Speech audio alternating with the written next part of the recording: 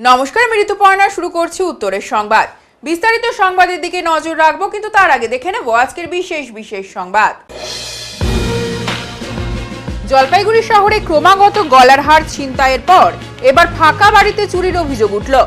গতকাল রাতে এই চুরির ঘটনা ঘটেছে পুরসভার 25 নম্বর ওয়ার্ডের নেতাজি পাড়া এলাকায়। শুক্রবার সকালে করলার সমাজপাড়া ঘাট সংলগ্ন নদী বক্ষ থেকে উদ্ধার হলো চায়না নেট। এদিন সকালে জলপাইগুড়ি শহরের একটি সমাজসেবী সংগঠনের তরফে এই নেট উদ্ধার করা হয়।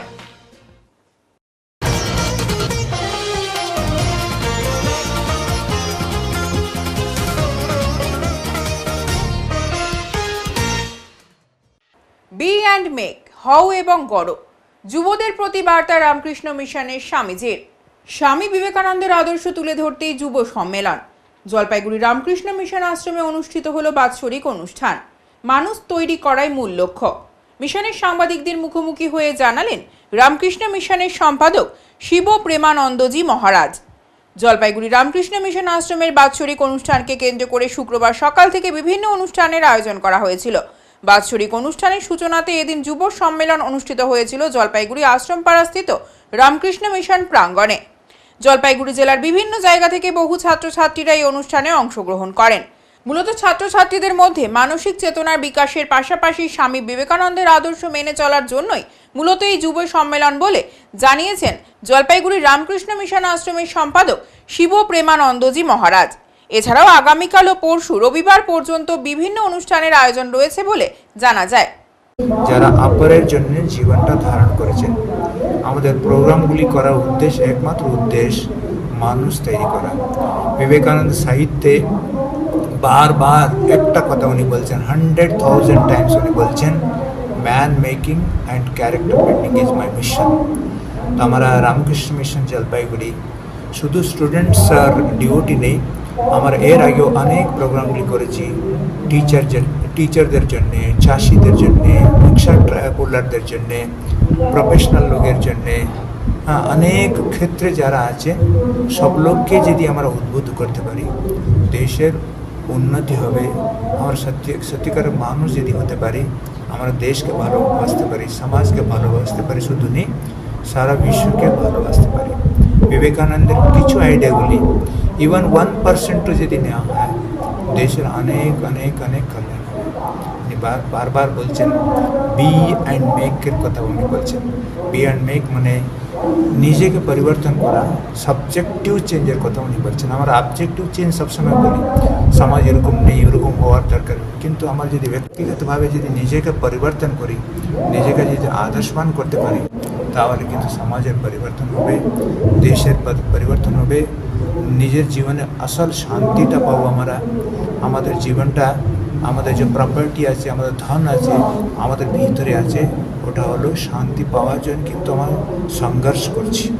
স্বামী বিবেকানন্দের একটা কথা আছে, life is continuous struggle for achieving excellence.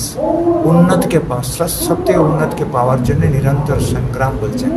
এই সংগ্রামটা আমার প্রত্যেক লোক করবো, শান্তি পাবো, এটার জন্য আমাদের অনুষ্ঠানের উদ্দেশ্য।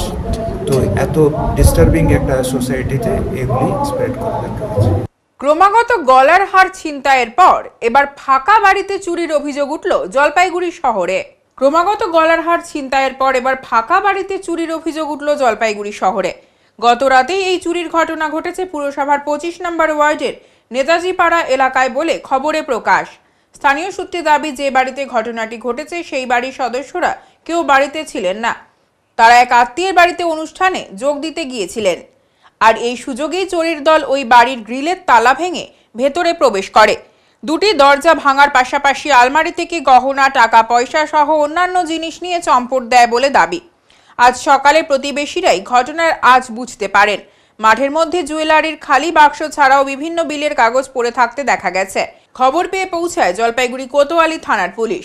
স্থানীয় কাউন্সিলর পৌশালী দাস সরকার বলেন, গোটা জলপাইগুড়ি শহরেই চুরির ঘটনা বেড়েছে। গত 1 মাস ধরে রাস্তায় গলার হার ছিনতাইয়ের ঘটনা ঘটেছে।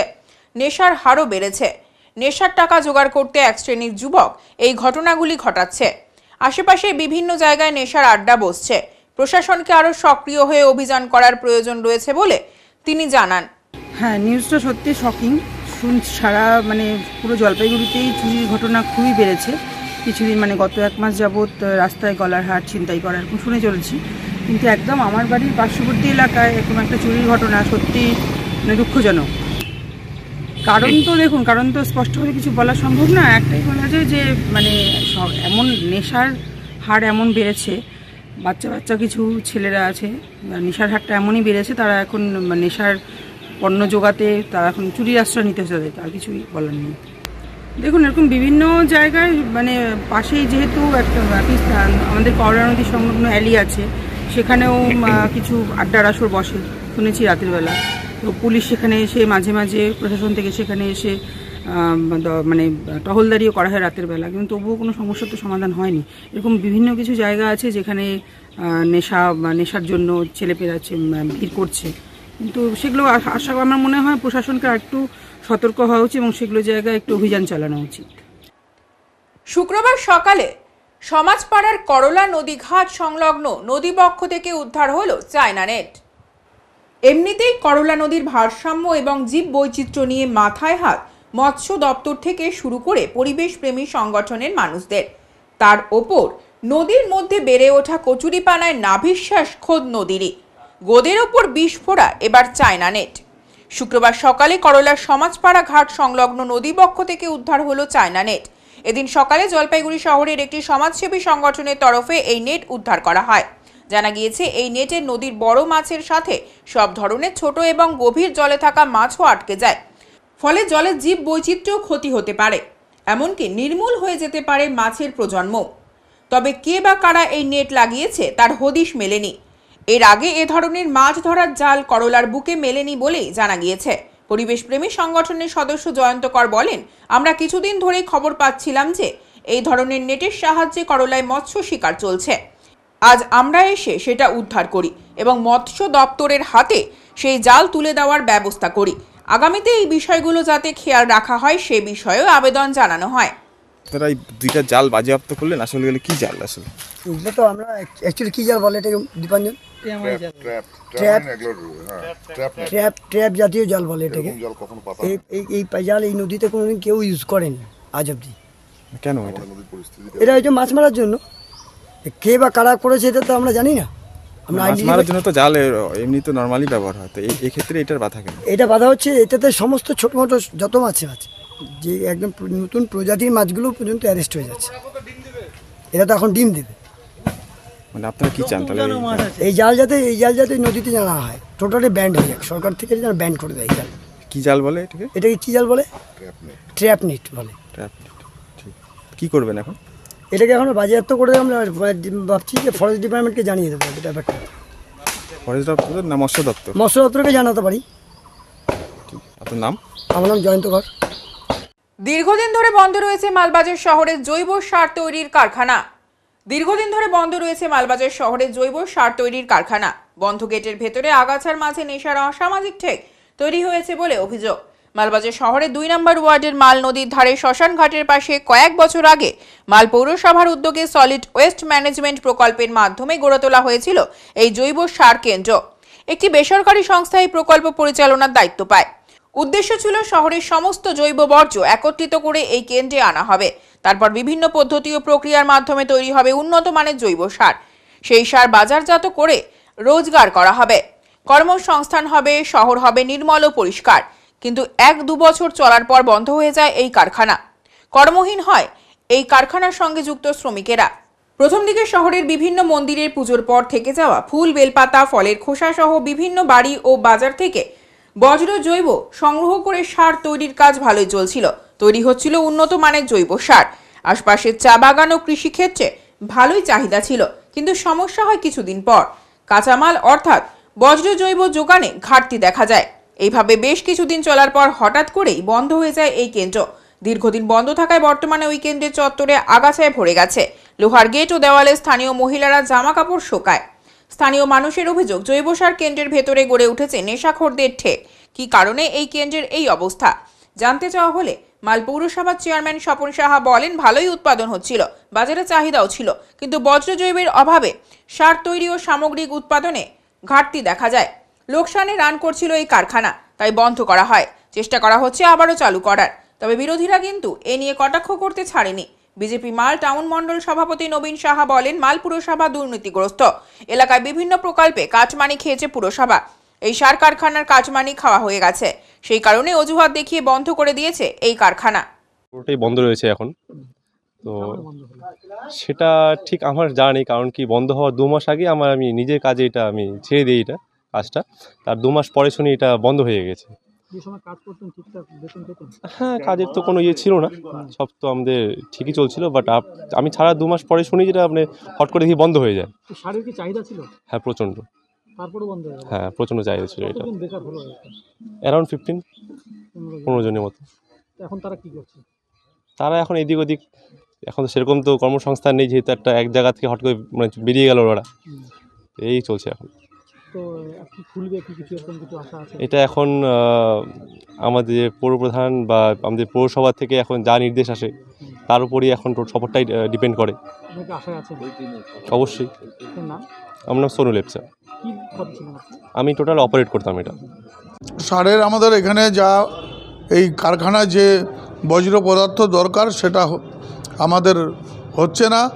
এই মেশিন চালাতে গেলে পরে যে প্রোডাকশন দরকার পার ডে, সেই অনুযায়ী আমাদের গার্বেজ পাচ্ছি না, আমরা লসে রান করছিল বলে আমরা বন্ধ রেখেছি। দেখুন, খুব সহজভাবে যদি বলি, মাল পৌর এলাকায় যে জৈব সার কারখানাটি তৈরি হয়েছিল সেটা তৈরির উদ্দেশ্য ছিল শুধু এইটুকুই যে মাল পৌরসভার যারা কর্তৃপক্ষ রয়েছেন, যারা পৌরসভা চালাচ্ছেন, তাদের করে খেতে হবে কিছু, কাটমানি খাওয়ার একটা মাধ্যম মাত্র।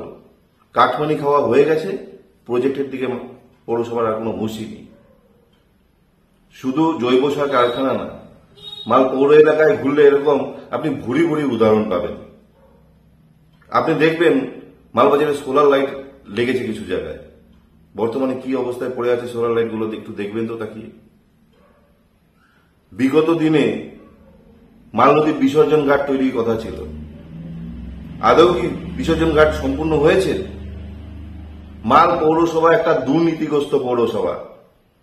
পশ্চিমবঙ্গ সরকারের সাথে তাল মিলিয়ে দুর্নীতিতে নেমেছে এরা। এদের খালি কাজ কাটমানি খাওয়া। এক একটা প্রজেক্ট ধরে আনছে, কাটমানি খাচ্ছে, প্রজেক্ট মুখ তুবড়ে পড়ছে। আর আমরা মালবাজারবাসী দিনের পর দিন দেখছি উচ্চ আদালতের থাপ্পড় মাল পৌরসভার গালে পড়ছে, আর মাল পৌরসভা করতে গিয়ে দাসকত দিচ্ছে। ধিক্কার জানাই এই পৌর প্রশাসনকে মালবাজারের। আমরা ভারতীয় জনতা পার্টির পক্ষ থেকে দাবি করছি, যদি আপনারা সুষ্ঠু মতো নাগরিক পরিষেবা দিতে না পারেন তাহলে আপনারা ছেড়ে দিন। গণবিবাহের অনুষ্ঠানে এসে মা দোলের তালে নাচলেন রাজ্যের মন্ত্রী বুলুচিক বড়াইক। গণবিবাহের অনুষ্ঠানে এসে মা দোলের তালে নাচলেন রাজ্যের মন্ত্রী বুলুচিক বড়াইক। বৃহস্পতিবার মেটেলি ব্লকের কিলকোট চা বাগানের ময়দানে হয় ওই গণবিবাহের অনুষ্ঠান। এদিন রাজি পরহা স্বর্ণা প্রার্থনা সভা ভারতের তরফে 40 জোড়া আদিবাসী দম্পতির সামাজিক বিবাহের অনুষ্ঠান হয়। বিয়ে শেষে মন্ত্রীসহ অন্যান্য অতিথিদের মাদলের তালে নাচতে দেখা যায়। এদিন স্বর্ণা ধর্মের নিয়ম রীতিতে হয় বিয়ে। বিয়ে উপলক্ষে ছিল সকলের জন্য খাওয়া দাওয়ার ব্যবস্থাও। দম্পতিদের বিয়ের কাপড় চোপড় সহ যাবতীয় ব্যবস্থা করা হয় সংগঠনের তরফে। বিয়ে উপলক্ষে ছিল ঢাক সানাইয়ের ব্যবস্থাও। এদিন রীতি মেনে প্রকৃতির পুজো করা হয়। একই নিয়মে হয় বিয়ে। মেটেলি ব্লক রামশাই ও রাঙামাটি চা বাগানের বিভিন্ন আদিবাসী জনজাতির দম্পতি যারা এতদিন টাকার অভাবে সামাজিক বিয়ে করতে পারেনি, এদিন সে সমস্ত দম্পতিদের সামাজিক বিয়ে দেওয়া হয়।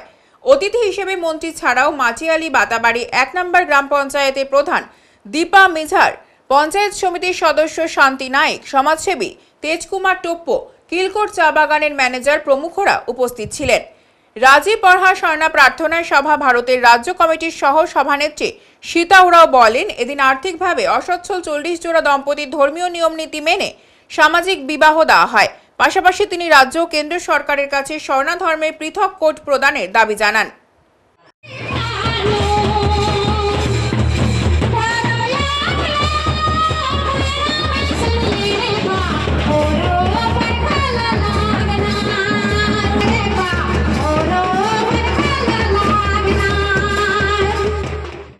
লোকালয় থেকে বিশাল আকার অজগর উদ্ধার। লোকালয় থেকে বিশাল আকার অজগর উদ্ধার। ছাগলের লোভে শুক্রবার দুপুরে ধূপগুড়ি মহকুমার সোনাখালী সংলগ্ন চামড়া গুদাম এলাকার লোকালয়ে হাজির হয় অজগরটি। জানা গিয়েছে এলাকার এক চা বাগানে আশ্রয় নিয়েছিল অজগরটি। খাবারের লোভে এদিন অজগরটি একটি ছাগলকে আক্রমণ করে মেরে ফেলে। এরপর স্থানীয়দের নজরে আসে অজগরটি। খবর চাউর হতে এলাকায় ভিড় জমায় প্রচুর মানুষ। খবর দেওয়া হয় বন দপ্তর এবং পরিবেশ প্রেমীদের। খবর পেয়ে ওই এলাকায় পৌঁছায় পরিবেশ প্রেমী অনিকেত চক্রবর্তী ও বনকর্মীরা। অনিকেত চক্রবর্তী এবং বনকর্মীরা দীর্ঘক্ষণের প্রচেষ্টায় প্রায় 12 ফুটের অজগরটিকে বাগে আনে। এরপর ওই এলাকা থেকে অজগরটিকে উদ্ধার করে জঙ্গলে ছেড়ে দেওয়া হয়েছে। ধূপগুড়ি সোনাখালী চামড়া গোদাম এলাকা থেকে আমাদের কাছে একটি কল আসে যে ওখানে একটি বড় অজগর বেরিয়েছে। খবর পাওয়া মাত্র আমাদের টিমের সদস্য আমরা যারা আছি আমরা সেখানে ছুটে যাই, গিয়ে ডিপার্টমেন্টও ছিল, তো গিয়ে দেখতে পাই সাপটি প্রায় 12 ফুট আর ওজন প্রায় 40 কেজি। সাপটিকে ঘণ্টাখানেকের চেষ্টায় ফরেস্ট ডিপার্টমেন্টের সাথে যৌথ উদ্যোগে সাপটিকে রেস্কিউ করি ও নিরাপদ ফরেস্টের একটি নিরাপদ স্থানে তাকে ছেড়ে দেওয়া হয়। উত্তরের সংবাদে এখন সময় বিরতির, সঙ্গে থাকুন, ফিরে আসছি আরো সংবাদ নিয়ে। সব সময় সব দিকের সব খবর পেতে সাবস্ক্রাইব করুন, বেল আইকনটি প্রেস করে আপডেট থাকুন।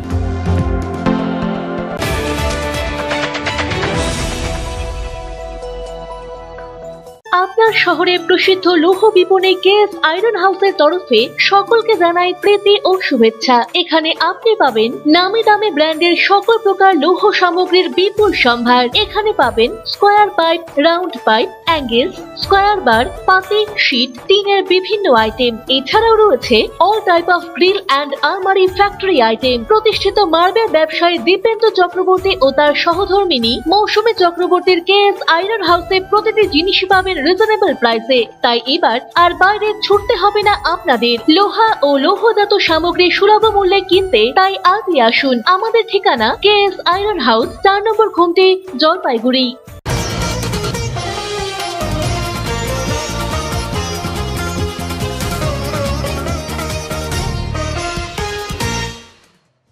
আবারও আন্দোলনমুখী BSNL contract labour union. BSNL contract labour ইউনিয়নের সদস্যরা বিক্ষোভ প্রদর্শন করল নয়াবস্তিতে অবস্থিত বিএসএনএল দপ্তরে।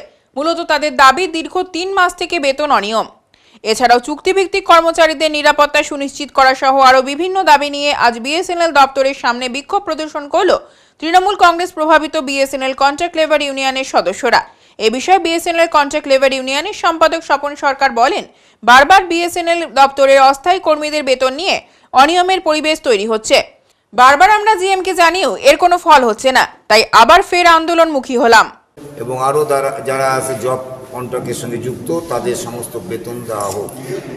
এখানে মেনলি হচ্ছে আমরা বারবার কর্তৃপক্ষকে বলেও এখন পর্যন্ত শুরু হয়নি।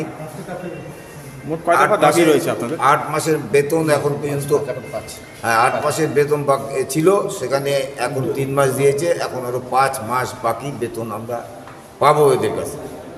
এবং আরও যেটা দুঃখজনক ঘটনা, ইলেকট্রিক্যালে যারা কাজ করে সেই কাজের থেকে যেটা কেন্দ্রীয় সরকারের নির্ধারিত যে মজুরি বা হাজিরা আছে গ্যাজেট অনুসারে, সেই গ্যাজেটকেও ভায়োলেশন করছে। সেই সমস্ত ইলেকট্রিক্যাল যুক্ত কাজের সঙ্গে যারা যুক্ত তাদের বেতনটা কম। সেই প্রশ্নটা আমরা এখন এই ডেপুটেশনের মাধ্যমে সাহেবের সঙ্গে কথা বলছি। তাছাড়া যে সমস্ত 100 জন সুইপার জলপাইগুড়ি জেলার ব্যাপী অর্থাৎ এই ডিভিশন আন্ডারে বেলাকোপা, রাজগঞ্জ, জলপাইগুড়ি, নাগরাঘাটা, মাল, আলিপুরদুয়ার, বীরপাড়া, হাসিমারা সহ বদলাবাড়ি এলাকার বিভিন্ন যে শ্রমিক বন্ধুরা কাজ করে, সেই জায়গাটায় 100টা সুইপার ছিল বিএসএনএলের। সেই 100টা সুইপার, একটা সুইপারও নাই। আমরা ধিক্কার জানাই বিএসএনএল কর্তৃপক্ষের বিরুদ্ধে, আমরা ধিক্কার জানাই কেন্দ্রীয় সরকারের বিরুদ্ধে। আজকে অফিসগুলি দারুণ অবস্থা খারাপ, আজকে ক্যাজুয়াল কন্ট্রাকচুয়াল শ্রমিকরাই কাজ করে। তো এই বিভিন্ন দাবি নিয়ে আমরা ডেপুটেশন দিচ্ছি। ইলেকট্রিক ফেন্সিং খেপিয়ে তুলছে হস্তিকুলকে, অভিমত প্রবীণ বনবন্ধুর। হাতির ক্রোধে পড়ে মাতৃহারা হয়েছে খোকন, ইলেকট্রিক ফেন্সিং খেপিয়ে তুলছে হস্তিকুলকে, অভিমত প্রবীণ বনবন্ধুর। উত্তরের বিশেষত জলপাইগুড়ি জেলায় বন্যপ্রাণ ও মানুষের সংঘাত এড়াতে বন বিভাগের আধুনিক ব্যবস্থাকেই কার্যত দায়ী করলেন বৈকুণ্ঠপুর বনাঞ্চল লাগোয়া মোরঙ্গা ঝোড়া গ্রামের প্রবীণ নাগরিক তথা দীর্ঘ 18 বছর ফরেস্ট প্রোটেকশন কমিটির সদস্য থাকা কালু রায়। এই প্রসঙ্গে তিনি বলেন, আগে জঙ্গল আর জনপথের মাঝে ছিল এলিফ্যান্ট ট্রেন্স বা গভীর নালা, কিন্তু যেদিন থেকে হাতি চলাচল আটকাতে লাগানো হলো ইলেকট্রিক ফেন্সিং, সেই থেকেই বেড়ে গেল হাতির ক্রোধ। বিদ্যুতের শক লাগার পরেই খেপে যায় হস্তিকুল, হানা দেয় গ্রামে। বৈকুণ্ঠপুর বনাঞ্চলের একটি বড় অংশ জুড়ে গড়ে উঠেছে বিস্তীর্ণ জনপদ।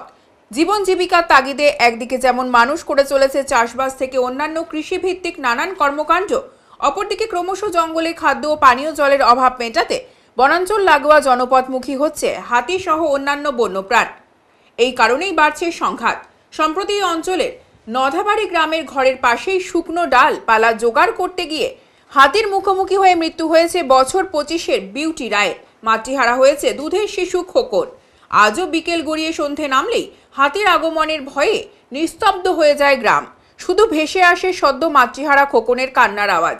হাতির আক্রমণে দিশেহারা আরেক গৃহবধূ রোহিণী রায় বলেন, রাত হলেই ভয়ে ঘরের মধ্যে পরিবার নিয়ে আতঙ্কে কাটে সময়, কারণ যতদিন বাড়ছে ঠাকুরের রাগ।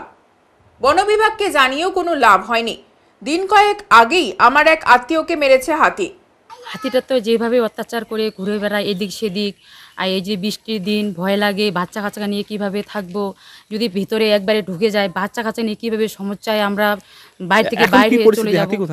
এখন তো হাতিটা এই যে জঙ্গলে ঢুকলো আজকে, প্রতিদিন আসে, প্রতিদিন এই রাস্তা দিয়ে যায়, বাগানের প্রচণ্ড ক্ষতি করে, সেইভাবে ডিউটি দেয় না। মনে হলো সকালবেলা বাইর হয়ে যায়, রাত্রেবেলা ঢুকে খাওয়ার জন্য কলা টলা সব খাইয়ে নেয়। তো সেইভাবে যদি গ্রামে আসে, হ্যাঁ রোজ গ্রামে আসে, হ্যাঁ রোজ প্রতিদিন আস এতে চিন্তা ভয় হ্যাঁ ভয়, প্রচণ্ড ভয়। এর মধ্যে কোনো ঘটনা হয়েছিল? ঘটনা হয়েছে তো এই 4 দিন আগে একটা মহিলাকে মারা হলো। সেই মহিলার নাম বিউটি রায়। তাকে হাতিতে মেরেছে?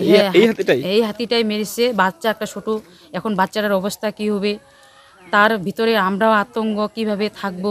যদি সেভাবে যদি বন দপ্তর ডিউটি কড়াকড়ি দেয় তাহলে আমাদেরও ভালো হয়, আমরা সমস্যামুক্ত, হ্যাঁ সমস্যামুক্ত ঘুমাইতে পারবো, ঠিকভাবে থাকতে পারবো সেভাবে। ডিউটি। আমার নাম রোহিণী রায়। মানে প্রতিরোধ করার জন্য একমাত্র আমি বিশ্বাস করব সঞ্জয় দত্তকে। উনি কিন্তু প্রচণ্ড হেল্প করে গ্রামে এবং প্রচণ্ড হাতির জন্য প্রচেষ্টা করে। আপনি আগে এপিসি কমিটিতে ছিলেন? হ্যাঁ, আমি আগে 18 বছর এপিসি কমিটিতে ছিলাম। আচ্ছা, এখন এপিসি কমিটি কোনো সাহায্য করে না? এখন এপিসি কমিটির কোনো পাত্তাই নেই। মেম্বার কি এখন? মেম্বার এদিকে পীযুষ, ওরা কোনো যোগাযোগই করতেছে না। এবং হাতি আসতেছে, কি করতেছে, ক্ষয়ক্ষতি করতেছে, কোনোরূপ কোনো যোগাযোগ করতেছে না। তবে আমার মনে হয় এই গত কয়েক মাসের আগে ফেন্সিং তার দিল আর কি, ফেন্সিং তার, যাতে হাতি গ্রামে ঢুকতে না পারে। এই ফেন্সিং তার দেওয়াতে হাতির উপদ্রবটা বেশি হয়ে গেল, রাগ বেশি হয়ে গেছে। যখনই তারে আসে শট খাই যায়, তখনই হাতির রাইগে যায়, তখন গ্রামে ঢুকে নানা রকম তছনছ করে দেয়। একজন মানুষও মারলো। হ্যাঁ, এই ইদানিং 3 দিন হইল একজন বউকে মেরে ফেললো। তো এই ফেন্সিং তারটা আমার মনে হয় এটা খুব বিপরীত হয়ে গেছে।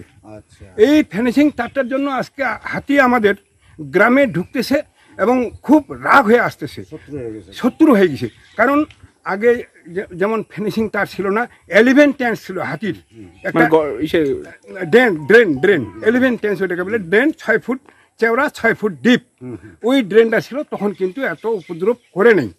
যেখানে সেখানে হয়তো ইয়ে করে আর কি, ওই যাতায়াতের জন্য ওরাই রাস্তা করে, কিন্তু এরকম অত্যাচার করে নেই। এবার এই ফিনিশিং তার দোয়াতে আমাদের যা অত্যাচার হইল, আর বলেন না, আমরা বাচ্চা কাচ্চা নিয়ে ঘুমাইতে পারতেছি না এবং হাতির তাণ্ডবে আমরা কোথায় থাকবো। এই সন্ধ্যা ঘটে গেলে আমাদের জিপ এরকম করে যে কিভাবে রাতটা কাটবো, বাচ্চা কাচ্চা। নাম কি? আমার নাম কালু রায়।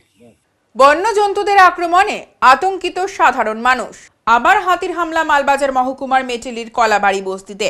গতকাল রাতে একটি হাতি খাবারের সন্ধানে চলে আসে কলাবাড়ি বস্তিতে। রাতের বেলায় খাবারের খোঁজে দোকান ভেঙে সাবার করে দোকানের আনাজপাতি। সারারাত দোকানের সামগ্রী খেয়ে ভোর নাগাদ আবার জঙ্গলে ফিরে যায়। স্থানীয়দের বক্তব্য, হামেশাই হাতির উপদ্রব এই এলাকায়। বন দপ্তরের উচিত এলাকায় টহলদারি বাড়ানোর। অন্যদিকে সন্ধে হলেই চিতাবাঘের আতঙ্ক বাড়ছে মালবাজার মহকুমার নাগরাকাটার আংরাভাষা 1 নম্বর গ্রাম পঞ্চায়েতের খেরকাটা এলাকায়।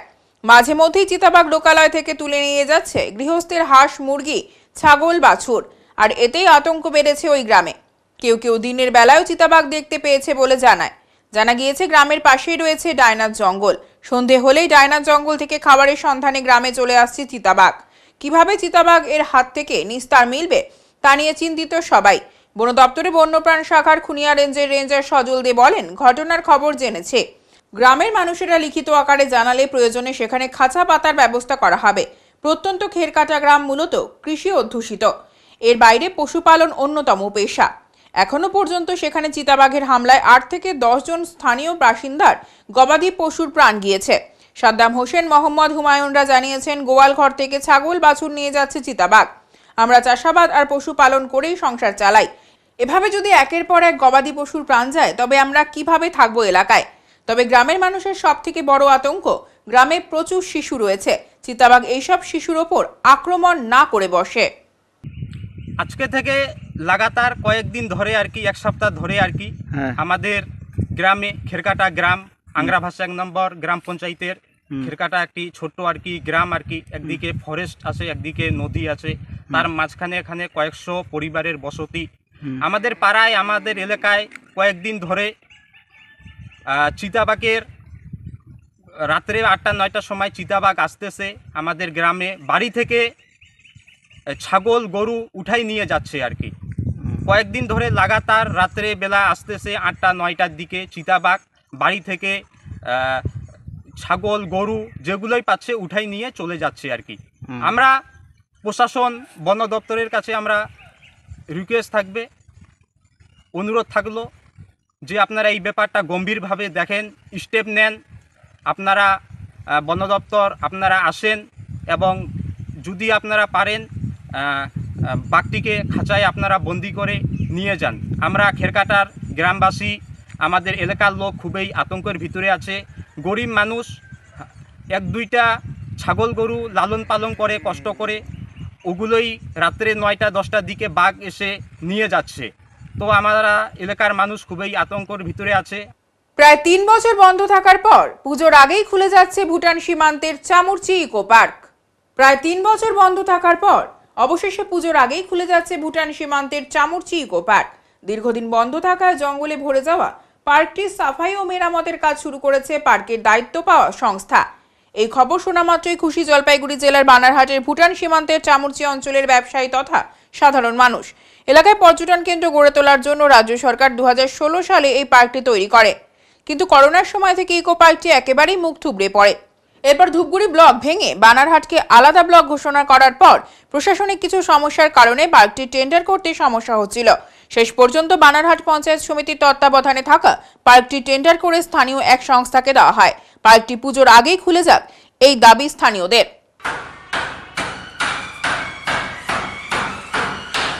আপনাদের 3 বছর থেকে বন্ধ ছিল, যে আমাদের দোকান খুলছে ওই আশাতে, কিন্তু চলছে না। এই ইদানিং খুলবে বলে শুনছি, অনেক ভালো লাগতেছে, তার জন্য ধন্যবাদ জানাই। কত বছর ধরে বন্ধ ছিল? 3 বছর বেশি। হ্যাঁ, লকডাউন থেকে এরকম ছিল, তারপর মাঝখানে খুলছিল, তাও বন্ধ হয়ে গেছে। তাই এখন তো শুনছি যে খুলতেছে। আগে পর্যটকরা আসতো এখানে? আসতো, অনেক আসতো, বহু আসতো যখন খোলা ছিল। হ্যাঁ, বহু আসতো, অনেক সমস্যা মানে দারুণ সমস্যা। পাশেই তো ভুটান, পাশে সুন্দর পরিবেশ। হ্যাঁ, ভিউ টিউ ভালো আছে, পাহাড় টাড় আছে, নদী নালা আছে, সব কিছু আছে, দেখতে সুন্দর জায়গা আছে, অনেক মস্ত, বহু সমস্যা। খুলবে বলে আমরা খুশি আছি। 1.5 মাসের মধ্যে খুলবে। পুজোর আগেই তো পার্ক খুলবে? হ্যাঁ, পার্কে এখন কাজ চলছে? কাজ চলতেছে, দেখতেছি। না, এটা মানে দেখেন, ইকো পার্কটা এটা চামরচির একটা অ্যাসেট। এটা পশ্চিমবঙ্গ সরকার থেকে, পঞ্চায়েত সমিতি, তারপরে ট্যুরিজম বা গ্রাম পঞ্চায়েত থেকেও ড্রেন ফ্রেন অনেক কাজ হয়েছে। মাঝখানে আপনারা সব জানেন কি যে করোনা পিরিয়ড ছিল, তখন গোটা ট্যুরিজমটাই নষ্ট হয়েছে। তারপরে যারা এই এজেন্সিরা যারা অপশনে নিয়েছিল তারা ভালো করে চালাইতে পারলো না। এরপরে এই টেন্ডারটা শেষ হওয়ার পরে আপনারা জানেন ধূপগুড়ি আমাদের ব্লক ছিল, তারপরে বানারহাট ব্লক হয়েছে, বাইফার্কেশন হয়েছে। টেকনিক্যালি মানে ব্লক ভাঙার পরে মানে বানারহাট একটা নতুন ব্লক হওয়ার পরে এই পঞ্চায়েত সমিতির আন্ডারে এই যা নতুন পঞ্চায়েত সমিতি বানারহাট হয়েছে, এই 2-2.5 বছর মাঝখানে এটা বন্ধ ছিল, অপশন হয়েছিল। তো এটা প্রেসের বন্ধুরাও এরা অনেকবার খবর করেছে, আমরা রাজনৈতিকভাবে সামাজিকভাবেও অনেকবার চেষ্টা করেছি। তারপরে এই কিছুদিন আগে এটা টেন্ডার হয়েছে, অপশন হয়েছে, একটা এজেন্সি এই পার্কটা পেয়েছে। এখন পার্কটা কাজ চলতেছে। এটা যদি ফ্লুয়েন্টলি যদি চলে চামুচীবাসীদের জন্য খুব ভালো হবে, বা বাইরে থেকে টুরিস্টরা আসবে, নিশ্চয়ই টুরিস্টরা আসলে পরে আমাদের অর্থনৈতিকভাবেও আমাদের লাভ হবে। আর আমাদের সেই জায়গাটা একটা ব্রিজের একটা দরকার আছে, সেটা আমরা অনেক ডিপার্টমেন্টকে বলেছি, আশা করি এটাও নিশ্চয়ই হবে, যেহেতু সরকার অনেক কাজ করতেছে। গ্রামবাসীরা খুশি আছে, এতদিনের পরে এই কাজটা আগাইছে। জেলা ক্রীড়া সংস্থা পরিচালিত 2023-24 সুপার ডিভিশন ও ফার্স্ট ডিভিশন ক্রিকেট টুর্নামেন্টের বিজয়ীদের পুরস্কার বিতরণ করা হলো আজ। জেলা ক্রীড়া সংস্থা পরিচালিত super division 2023-24 super division cricket ও ফার্স্ট ডিভিশন ক্রিকেট টুর্নামেন্ট অনুষ্ঠিত হয়েছিল। আজ তাদের পুরস্কার বিতরণ করা হলো। চ্যাম্পিয়ন হয়েছিল জলপাইগুড়ির ঐতিহ্যবাহী ক্লাব JYMA ও রানার্স আপ হয়েছিল রায়কোটপাড়া স্পোর্টিং অ্যাসোসিয়েশন। এছাড়াও এই খেলা পরিচালনা করতে যারা সহযোগিতা করেছিল তাদের সংবর্ধিত করা হয় আজকের এই অনুষ্ঠানে। আজকের এই অনুষ্ঠানে উপস্থিত ছিলেন ক্রীড়া সংস্থার সম্পাদক সব্যসাচী দত্ত সহ ক্রীড়া সংস্থার অন্যান্য সদস্যরা। JYMA ক্লাবের সকল সদস্যরা তাদের হাতে চ্যাম্পিয়ন ট্রফি তুলে দেওয়া হয়েছিল। এরপর উৎসব উল্লাসে মেতে উঠেছিল এই ক্লাবের সদস্যরা। JYMA ক্লাব চ্যাম্পিয়ন হওয়ার দরুন চ্যাম্পিয়ন ট্রফি হাতে নিয়ে জলপাইগুড়ি শহর পরিক্রমা করে। সাথে ছিল ব্যান্ড পার্টি। ক্লাব সদস্যদের উৎসাহ ও উদ্দীপনা ছিল চোখে পড়ার মতো। আমরা জলপাইগুড়ি জেলা ক্রীড়া সংস্থার পক্ষ থেকে 2023-24 যে সুপার ডিভিশন ক্রিকেট এবং ফার্স্ট ডিভিশন ক্রিকেট হয়ে গেল সুস্থভাবে, তাদেরকে আজকে আমরা পুরস্কৃত করব। সুপার ডিভিশনের চ্যাম্পিয়ন হচ্ছে JYMA ক্লাব, রানার্স আপ হচ্ছে রায়কোটপাড়া স্পোর্টিং অ্যাসোসিয়েশন, আর ফার্স্ট ডিভিশনের চ্যাম্পিয়ন হচ্ছে মহিতনগর ক্লাব পাঠাগার এবং রানার্স আপ হয়েছে আলাগোয়া পাবলিক ক্লাব। আমরা তার সাথে সাথে আমাদের যারা সহযোগিতা করেছে আম্পায়াররা এই সারা বছর রোদ বৃষ্টিতে আমার যথেষ্ট সহযোগিতা করেছে, তাদের প্রত্যেকেই আমরা আজকে একটা সংবর্ধনা পুরস্কারের সাথে লাভাব টোকেন হিসেবে ওদেরকে আমরা একটা দেবো। আর দেবো আমরা বেশ হাই স্কোরার যেটা সুনীল শর্মা হয়েছে, 320 রান করেছে টাউন ক্লাবে। হাইস্ট উইকেট টেকার হয়েছে আকাশ রায়, 21টা উইকেট নিয়েছে দাদাভাই ক্লাবে, এটা হচ্ছে সুপার ডিভিশনের। ফার্স্ট ডিভিশনের হয়েছে হাইয়েস্ট স্কোরার কবির সূত্রধার মহিতনগর পাঠাগার, এবং হাইয়েস্ট উইকেট টেকার হয়েছে আদিত্য দত্ত, 16টা উইকেট নিয়েছে মহিতনগর ক্লাব পাঠাগার।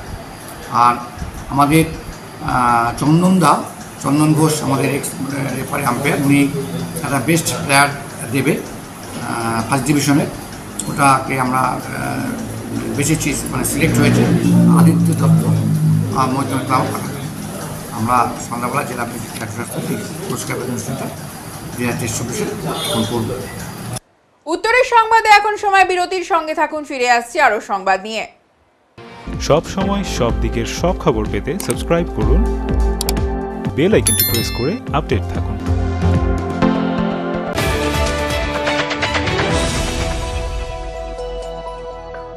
আপনাদের বিশ্বস্ত বস্ত্র প্রতিষ্ঠান দিনবাজার মদনলাল ব্রিজমোহন নিয়ে এসেছে হোম ফার্নিশিং এর এক্সক্লুসিভ শোরুম বেঙ্গল ফার্নিশিং। এখানে পাবেন আকর্ষণীয় মন মাতানো রেডিমেড পর্দা, পর্দার কাপড়, সোফার কাপড়, bedsheet, bed cover, towel, carpet, ডোহার, ব্লাইন্ডস, ওয়ালপেপার, কুইলস, ব্ল্যাঙ্কেট এবং অন্যান্য হোম ফার্নিশিং এর বিপুল সম্ভার। তাই আজই আসুন আমাদের নতুন শোরুমে। আমাদের ঠিকানা Bengal furnishing, Ukilpara, near Domino's, Jalpaiguri. যোগাযোগ করুন 9733355575 এই নম্বরে।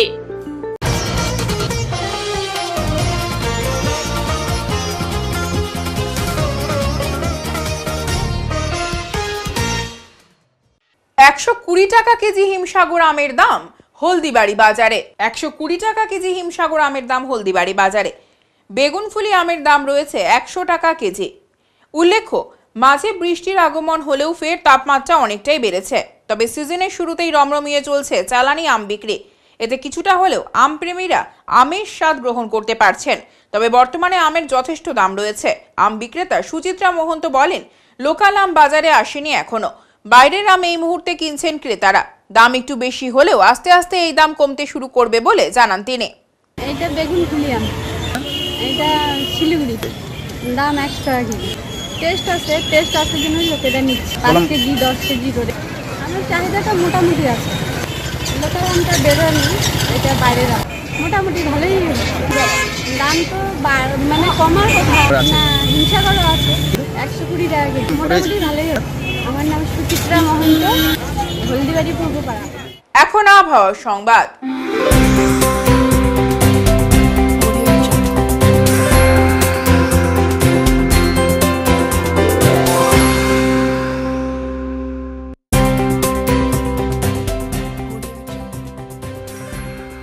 কেন্দ্রীয় আবহাওয়া দপ্তরের জলপাইগুড়ি কেন্দ্র থেকে পাওয়া তথ্য অনুযায়ী শুক্রবার দিনে সর্বোচ্চ তাপমাত্রা ছিল 40 ডিগ্রি সেলসিয়াস ও সর্বনিম্ন তাপমাত্রা ছিল 26.1 ডিগ্রি সেলসিয়াস। গত 24 ঘন্টায় কোনো বৃষ্টিপাত হয়নি। শেষ করার আগে আজকের বিশেষ সংবাদ আরো একবার। জলপাইগুড়ি শহরে ক্রমাগত গলার হার ছিনতাইয়ের পর এবার ফাঁকা বাড়িতে চুরির অভিযোগ উঠল। গতকাল রাতে এই চুরির ঘটনা ঘটেছে পুরসভার 25 নম্বর ওয়ার্ডের নেতাজি পাড়া এলাকায়। শুক্রবার সকালে করলার সমাজপাড়া ঘাট সংলগ্ন নদী বক্ষ থেকে উদ্ধার হলো চায়না নেট। এদিন সকালে জলপাইগুড়ি শহরের একটি সমাজসেবী সংগঠনের তরফে এই নেট উদ্ধার করা হয়। উত্তরের মন পরিবেশিত উত্তরের সংবাদ এখনকার মতো এই পর্যন্তই। নমস্কার।